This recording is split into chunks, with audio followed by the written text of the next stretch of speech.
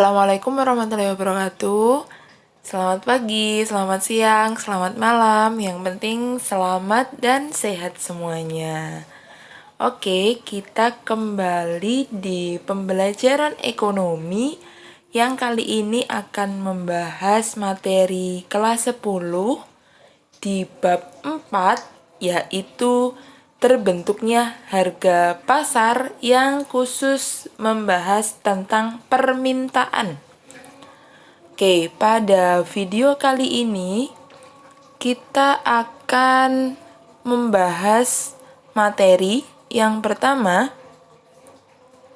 pengertian dan jenis permintaan, hukum permintaan, kurva permintaan, dan fungsi permintaan. Yang pertama kita ke pengertian dulu. Oke, jadi di sini konsep permintaan atau biasa disebut dengan demand atau disingkat dengan disingkat dengan D. Merupakan sejumlah barang atau jasa yang ingin dibeli atau diminta oleh konsumen pada berbagai tingkat harga tertentu. Oke. Jadi, karena ini ingin dibeli, fokus kita adalah kita berperan sebagai konsumennya. Maka, kalau kita membicarakan permintaan, posisikan diri kita sebagai konsumennya. Next, ada dua jenis permintaan, yaitu berdasarkan subjek dan daya beli. Kalau berdasarkan subjek, ada permintaan individu dan kelompok. Kalau permintaan individu berarti yang ingin dibeli oleh satu orang, sedangkan kalau permintaan kelompok atau kolektif itu yang ingin dibeli atau diminta oleh beberapa orang dalam suatu kelompok tertentu. Sedangkan berdasarkan daya belinya, analoginya seperti ini. Kalau kalian ingin membeli suatu barang, apakah selalu keturutan? Nah, kan tidak. Makanya di sini ada 3 jenisnya. Yang pertama, untuk permintaan efektif, ini berarti kamu ingin membeli dan punya uang untuk membeli barang atau jasa itu. Itu berarti efektif. Sedangkan kalau potensial, kamu ingin membeli suatu barang, punya uang, tapi hanya sekedar ingin, belum sampai membeli. Sedangkan kalau absolut, kamu ingin membeli tapi tidak punya uang untuk membelinya. Jadi efektif itu disertai dengan daya beli, potensial itu disertai daya beli tapi belum membelinya. Sedangkan kalau absolut tidak mempunyai daya beli. Oke. Sampai di sini, next kita ke materi selanjutnya, yaitu hukum dan kurva permintaan. Karena kita membicarakan sebagai konsumen, maka ketika harga barang itu naik, P, price, ketika harga barang itu naik, maka kita sebagai konsumen akan mengurangi pembelian barang tersebut. Jumlah barang yang kita beli akan berkurang. Kan konsumen itu pengennya harganya yang murah-murah gitu kan, murah dapat banyak. Makanya di sini hukum permintaan menyebutkan bahwa ketika harga naik, maka jumlah barang yang diminta atau yang dibeli akan berkurang. Vice versa. Vice versa apa? Dan sebaliknya. Maka ketika harga barang itu turun, maka jumlah barang yang diminta akan naik. Seperti itu. P, price, Q, D itu quantity of demand. Gitu, jumlah barang yang diminta. Kenapa kok D di sini? D itu menunjukkan demand, makanya tadi di pengertian bahwa kita beri keterangan permintaan atau demand atau D, seperti itu. Nah, kurva permintaannya bagaimana kalau hukumnya seperti di atas tersebut? Oke, misalnya di sini ada suatu kondisi di titik A, ketika harga barang itu 25.000, maka jumlah yang pengen dibeli adalah 300. Sedangkan di titik B, ketika harganya naik menjadi 30, maka yang pengen dibeli 200, makin turun kan? Nah, ini sebenarnya ada satu lagi, tapi ketutup kayaknya ya, maaf. Di titik C, ketika harganya itu adalah 35, maka yang pengen dibeli adalah 100. Ini 35, yang sini 100. Oke. Kurvanya bagaimana? Yang pertama ada yang ini vertikal atau ke atas itu adalah menunjukkan P atau harga, price. Sedangkan yang horizontal itu menunjukkan quantity. Nih. Kemudian kita sambungkan antara harga dan jumlah itu. Ketika harga 25, oh ya, harganya ada 3, 25, 30, 35, kuantitinya 100, 200, dan 300. Kita sambungkan titik-titik antara harga dan jumlah ini. Ketika harga 25, maka jumlah barang yang ingin dibeli adalah 300. Maka di sini disebut titik A.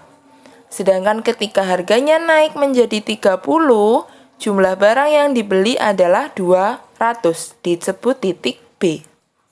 Sedangkan ketika harganya 35, maka jumlah barang yang dibeli adalah 100, disebut titik C. Titik-titik ini kalau digabungkan menjadi yang namanya kurva permintaan. Nah, berarti kenapa kok titik-titik ini bergerak? Bergerak itu berarti di satu garis. Kamu kalau gerak kan tempatnya tetap, tapi badanmu ini bergerak. Tangannya goyang-goyang, tapi kan tempatnya tetap kita. Itu namanya bergerak. Nah, kenapa kok titik ini bergerak dari A ke B, dari B ke C? Itu karena harganya tadi kan berubah. Faktor yang mempengaruhi pergerakan kurva permintaan adalah harga barang itu sendiri. Oke, jadi bergerak itu dari titik A ke titik B ke titik C, karena harganya tadi berubah. Kemudian, jika, oke, kita hilangkan dulu garisnya ini. Nah, tinggal satu kondisi, yaitu di titik yang B. Kemudian ada kurva lagi di sebelahnya yang warna biru. Dan ada lagi yang warna pink. Nah, di sini garisnya kenapa kok tambah? Jadi ada 3, ini yang disebut pergeseran. Jadi, kurva yang ini tadi, D1 itu bergeser ke D2 dan bergeser ke D3, dimen 1, dimen 2, dan dimen 3. Kita lihat, kalau dimen 1 ke dimen 2 ke sini, harganya tetap 30.000, tapi jumlah yang dibeli menjadi berapa ini? Jumlah yang dibeli menjadi 300. Sedangkan ketika D1 ke D3, harganya tetap 30, tapi jumlah yang dibeli menjadi 100. Berarti faktor yang mempengaruhi pergeseran itu bukan harga, karena harganya tetap. Tapi kok kenapa jumlahnya berubah? Jadi maksudnya seperti ini. Harga barang itu naik, tapi kenapa kok yang beli juga naik? Nah, kalian kenapa seperti itu? Oke, makanya berikut ini adalah faktor yang mempengaruhi pergeseran.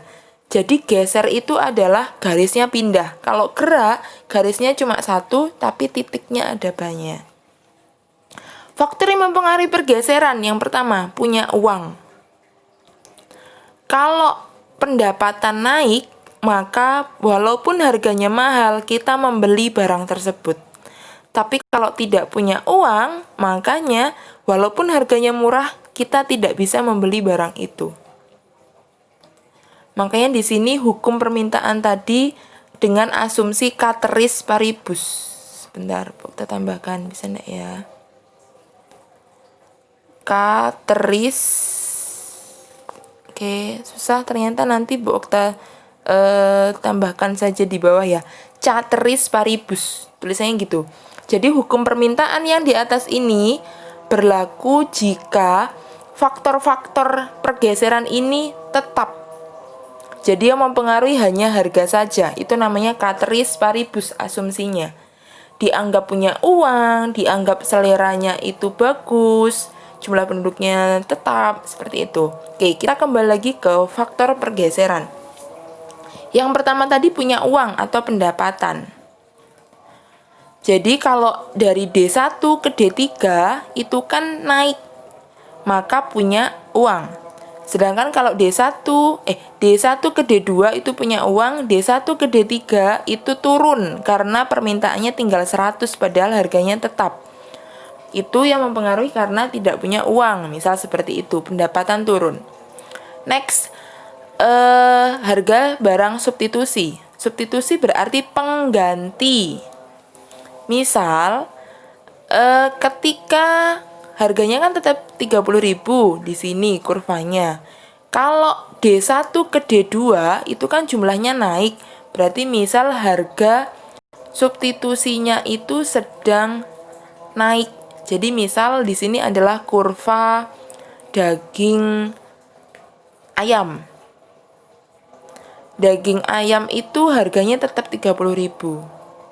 Tapi kenapa kok permintaannya jadi naik? Bisa jadi misal karena harga daging sapi sedang mahal, makanya beralih membeli daging ayam.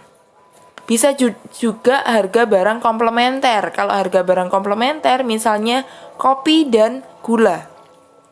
Ini misalnya adalah kurva permintaan kopi. Gulanya harganya sedang naik, maka jumlah kopi yang diminta akan turun karena yang beli gula berkurang. Ketika harga gula naik, yang beli gula kan turun, makanya yang beli kopi juga turun gitu. Itu antara substitusi dan komplementer. Sedangkan untuk selera, misal harganya mahal banget, tapi kalau kamu berselera atau pengen, kamu tetap membeli barang itu. Makanya menyebabkan pergeseran dari D1 ke D2. Sebaliknya, walaupun harganya murah, harganya tetap, tapi kamu nggak pengen sama barang itu, nggak suka. Makanya di sini bergeser dari D1 ke D3. Ekspektasi harga masa depan maksudnya adalah kamu beranggapan besok itu harganya naik. Makanya sekarang kamu membeli banyak barang gitu. Jadi menyebabkan pergeseran dari D1 ke D2. Sedangkan kalau kamu beranggapan iki harganya besok murah ini, makanya sekarang belinya sedikit aja, beli banyaknya besok. Jumlah penduduk juga seperti itu. Kan sebagai konsumen, makanya ketika jumlah penduduknya banyak, maka permintaannya akan banyak. Begitupun sebaliknya.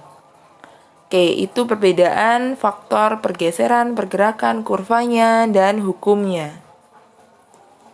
Next, kita ke fungsi permintaan menghitung. Tadi kan ada kurva, menghitungnya gimana sih?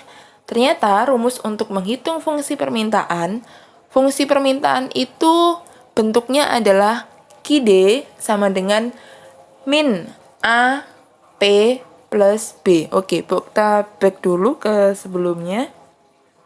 Ke kurva tadi. Oke, di sini Bu Okta jelaskan singkat ciri dari kurva permintaan. Oke, jadi kurva permintaan itu bergerak dari titik ini dari atas ke bawah. Bentuknya seperti ini kan, turun gini. Nanti di satunya kan kurva penawaran, bentuknya beda lagi. Nah, di sini hubungannya kan negatif. Ketika harga murah, maka jumlahnya banyak. Ketika harga naik, maka jumlahnya sedikit. Nah, itu namanya slope-nya negatif. Makanya di sini di fungsinya, di sini fungsinya itu ada tanda negatif atau min. Maksudnya apa? QD, jumlah barang yang diminta itu bergantung pada harga kan tadi. Nah, harga berhubungan negatif dengan jumlah, makanya ada tanda minus. Oke, nah di sini untuk ini adalah bentuknya nanti seperti ini. Untuk menghitungnya ada rumus ini.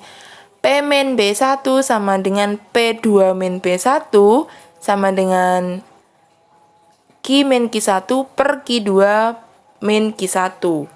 Ini sama dengan persamaan garis lurus di matematika. Kalau di matematika kan X sama Y gitu. Kalau di ekonomi P dan Q. Oke, ini yang rumus biasanya. Di sini Bu Okta ada alternatif rumus lain yaitu QD sama dengan delta QD, delta berarti selisih, dibagi delta P berarti selisih harga, dikali P min P1 ditambah QD1. Sedangkan kalau yang diminta berupa PD, rumusnya menjadi seperti ini. Jadi dapat disimpulkan kalau yang diminta itu berupa Q-nya yang di atas ini. Sedangkan kalau yang diminta berupa P, maka P-nya yang di atas. Tuh, yang selanjutnya mengikuti. Next, di sini misal Bu Okta punya contoh. Ini seperti yang di LKS Ekonomi bab 4 halaman 51 kalau tidak salah ya. Nanti coba dicek. Ada di sini Bu Okta ambil 3 titik saja, titik A, B, C sama seperti yang tadi, harganya cuma kuantitasnya yang berbeda. Oke, di sini Bu Okta akan membuktikan bahwa rumus yang biasa dengan rumus alternatif yang Bu Okta berikan ini hasilnya sama. Rumus yang Bu Okta pakai yang ini ya, yang QD. Sini. Oke. Yang pertama, rumusnya tadi kan delta QD sama dengan delta QD. Delta berarti selisih, berarti kita ambil selisih itu berarti kan QD2 min QD1 atau QD yang saat ini mau dicari dikurangi yang sebelumnya. Jadi kalau kita pakai yang kedua berarti dikurangi yang pertama. Kalau kita pakai titik B dikurangi titik A. Kalau mau pakai titik C berarti dikurangi titik B. Boleh enggak kalau titik C dikurangi ke titik A? Tidak boleh, karena melewati titik B. Makanya untuk delta QD itu 400 dikurangi 500. Yang sekarang dikurangi yang sebelumnya. Dibagi delta P. Delta berarti selisih, berarti 30 min 25. Kalau mau pakai yang B harus B semua, nggak boleh ketika Q-nya pakai yang B, P-nya pakai yang C. Itu bukan pasangannya jadinya, gitu. Kemudian dikali P min P1. P itu tetap ditulis P. P1-nya adalah titik yang A. Terus ditambah QD1. QD1-nya berarti QD-nya yang A. Hasilnya adalah 400 dikurangi 500 min 100. 30.000 dikurangi 25.000 sama dengan 5.000. Berarti min 100 per 5.000 dikali P min 25.000 ditambah 500. Kalau sudah seperti ini bisa dicari dulu hasilnya untuk mempermudah. Kalau sudah bisa langsung nggak apa-apa juga. Oke, min 100 per 5.000 sama dengan min 0,2. Kalau sudah ketemu min 0,42 ini, dikalikan satu persatu dengan yang di dalam kurung. Berarti min 0,2 dikali P, kemudian min 0,2 dikali min 25.000. Selanjutnya hasilnya nanti ditambah 500. Menghasilkan min 0,2 P, kemudian min 0,2 dikali min 25.000 hasilnya adalah plus 500. Nah, di sini ada yang sama, yaitu yang tidak ada P-nya. Yang sama bisa dihitung. 500 ditambah 500. Maka hasilnya QD sama dengan min 0,02 P ditambah 1000. Apakah sama dengan yang di LKS dengan cara yang ini? Kita lihat. Nah, ini tadi Bu Okta sudah screenshotkan. Ternyata hasilnya adalah sama. Ini hasilnya yang di LKS, ini yang Bu Okta hitung pakai rumus alternatifnya Bu Okta tadi.